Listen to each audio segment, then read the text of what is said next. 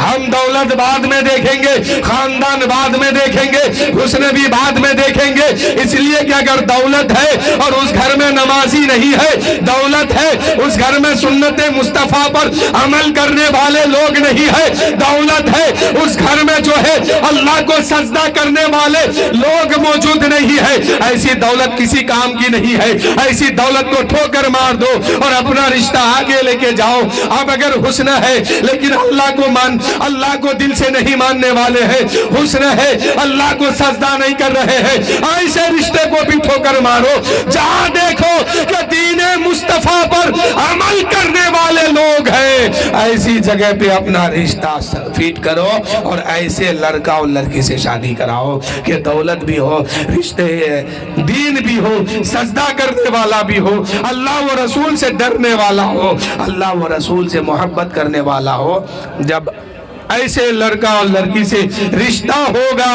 میرے بھائی یہ کامیاب ہوں گے۔ میں ایسا نہیں کہتا ہوں کہ آپ جا کے غریبی کے ہاں کیجئے، اگر غریب کے گھر میں بیٹی ہے، صوم و صلات کی پابند ہے،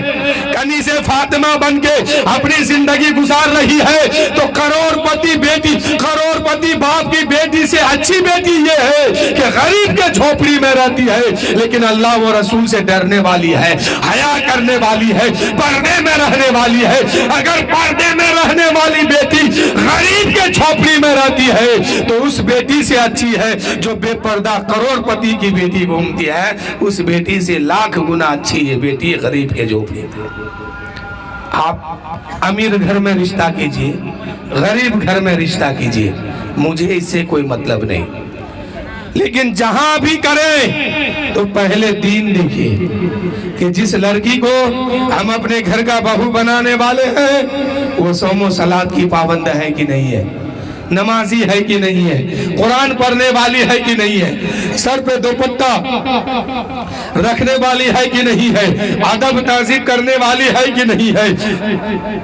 حیا کے ساتھ اپنی زندگی گزارنے والی ہے کہ نہیں ہے۔ اب گھر بعد میں دیکھنا، اگر ایسی لڑکی مل جائے جو حیا بھی کرنے والی ہو، قرآن پاک کی تلاوت بھی کرنے والی ہو اور صوم و صلات کی پابند ہو،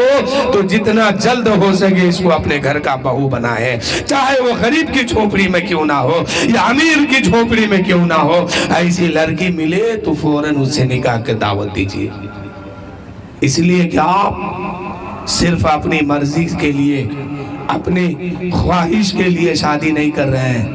اپنے بچوں کو ایک اچھی ماں دینے کے لیے شادی کر رہے ہیں تاکہ تربیت بچوں کی صحیح ہو جائے۔ اس انداز سے کیجئے، لڑکا بھی تلاش کیجئے، اس میں بھی دیکھیے کہ دین ہے کہ نہیں ہے۔ شرابی داماد ہوگا آپ کی بیٹی کو کبھی سکون نہیں ملے گا، جوا کھیلنے والا داماد ہوگا آپ کی بیٹی کو کبھی چین نہیں ملے گا، عیاشی کرنے والے داماد ہوں گے اس گھر میں آپ کی بیٹی کو سکھ شانتی نہیں ملے گا۔ اگر چاہتے ہیں کہ آپ کی بیٹی سسرال میں جا کر کے سکھ شانتی سے رہے تو ان چیزوں پر غور کیجئے کہ جس کو ہم اپنے گھر کا داماد بناتے ہیں وہ شرابی نہیں ہونی چاہیے، جوا کھیلنے والا نہیں ہونی چاہیے، عیاشی کرنے والا نہیں ہونی چاہیے، 5 وقت نماز پڑھنے والا ہونی چاہیے، سجدہ کرنے والے،